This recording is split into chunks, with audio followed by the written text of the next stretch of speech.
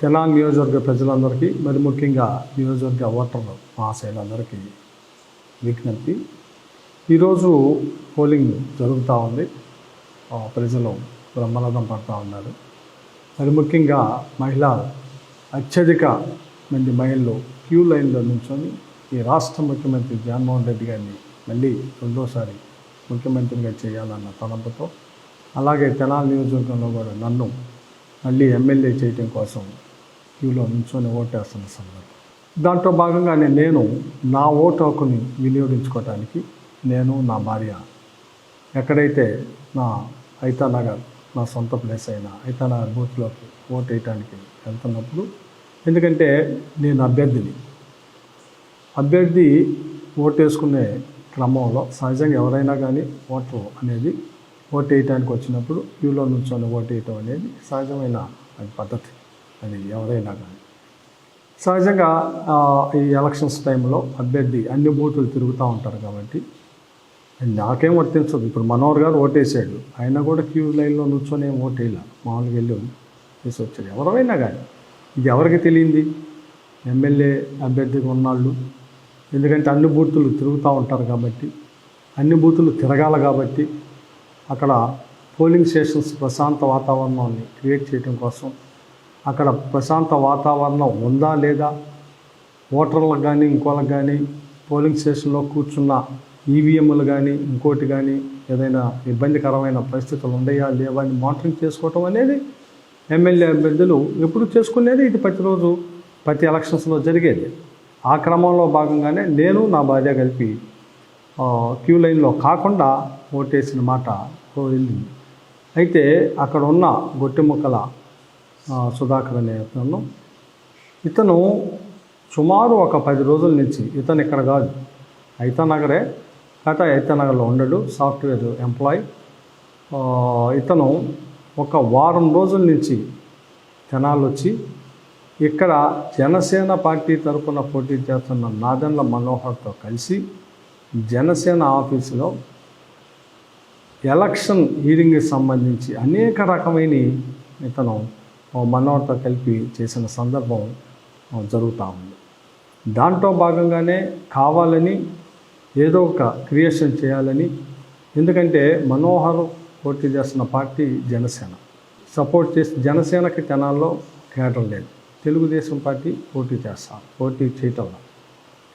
ఈ హైదరాబాదు, బెంగళూరులో ఉన్న కమ్మ సామాజిక వర్గానికి చెందిన వ్యక్తులందరినీ, లేదు తెలుగుదేశం పార్టీ సింపథైజర్లందరినీ కావాలని తీసుకొని వచ్చి వీళ్ళందరూ కూర్చొని ఆఖరికి ఎలక్షన్స్లో ఓట్లు కొనుగోలు చేయటం కోసం క్యూ బార్కోడ్ని కూడా తీసుకొచ్చింది ఈ వ్యక్తే.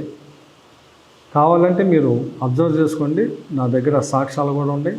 తెనాల్లో ఓటర్లకి ఇచ్చే దాంట్లో క్యూ బార్కోడ్ని తీసుకొచ్చాడు. ఆ తయారు చేసే వ్యక్తి కూడా ఇతనే.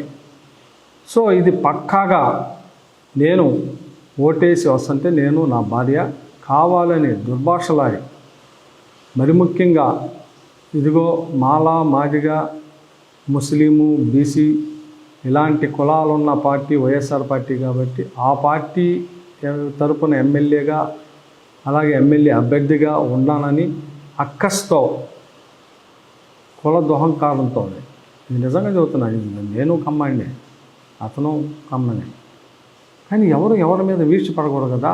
ఈరోజు కమ్మాలు కూడా నాకు చాలా మంది ఓటేస్తా ఉన్నారు. ఎవరు ఈర్చి పడకూడదు కదా, ఎవరు కులాల మీద మతాల మీద మాట్లాడకూడదు కదా. మనం ఉంది సభ్య సమాజంలో. అతను కావాలని మనోహరు ఇతను ఒక 10 రోజుల నుంచి, వారం 10 రోజుల నుంచి ఇతను వర్క్ చేస్తున్నాడు. ఇది నిజం, కావాలంటే కనుక్కోండి, అబద్ధమేం కాదు. దీంట్లో అతను జాబ్ ఎక్కడ చేస్తున్నాడు, 10 రోజుల నుంచి వచ్చి తెనాల్లో ఏం చేస్తున్నాడు, ఈ క్యూబార్ కోడ్ కనుక తీసుకొచ్చింది ఓటర్కి స్లిప్పులు క్యూబార్ కోడ్తో పంచింది ఎవరు, ఆ పంచిన వ్యక్తి ఇతనే. తాగి ఉండాడు, నన్ను, నా భార్యని అసభ్యకరంగా మాట్లాడితే ఆ మాట్లాడే క్రమంలో అక్కడ ఉన్న మహిళా ఓటర్లు చాలా మంది ఉన్నారు, వాళ్ళందరినీ తిట్టాడు. అక్కడ ఉన్న మహిళలు వాళ్ళే చెబుతూ ఉన్నారు, ఏమంటే ఇతను ఓటు డిస్టర్బ్ చేయడం కోసం ఇలా పొద్దున్న నుంచి మమ్మల్ని హింసిస్తూ ఉన్నాడండి.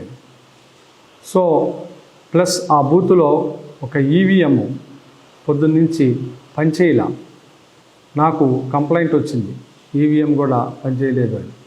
సో ఈ మానిటరింగ్ చేసి వచ్చి ఓటేసి బయటకు వస్తుంటే ఈ రకమైన దుర్భాషలాడి దీన్ని కావాలని తెలుగుదేశం పార్టీ, జనసేన పార్టీ దీన్ని ఏదో వైఎస్ఆర్ పార్టీ ఇది చేయడం, నా మీద దౌర్జన్యం చేయటమే కాకుండా, నన్ను బూతులు తిరగటమే కాకుండా, నా భార్యని బూతులు తిరగటమే కాకుండా, మరి ముఖ్యంగా వైఎస్ఆర్ పార్టీని, మరి ముఖ్యంగా కులాల పేరు పెట్టి బూతులు తిరగటమే కాకుండా ఇంత దౌర్భాగ్యమైన ప్రవర్తనని మళ్ళీ దీన్ని కావాలని తెలుగుదేశం పార్టీ సోషల్ మీడియాలో లేకపోతే ఇంకో దాంట్లో వైరల్ చేయటం, నన్ను కొడటం, మళ్ళీ దాన్ని వైరల్ చేసి నియోజకవర్గ ఓటర్లని, ఆ ఓటర్లందరికీ ఈ వీడియోలను పంపి దీనికి యాంటీగా చేయాలని ఒక పెద్ద కుట్రని దీంట్లో దాగి ఉంది.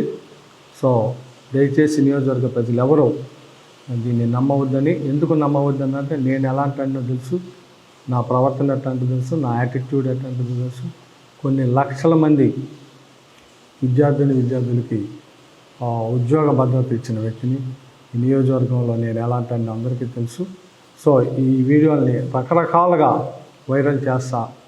ఆ వైరల్ న్యూస్ని దయచేసి ఇది ఫేక్గా గమనించమని నియోజకవర్గ ప్రజలందరినీ కోరుతాను.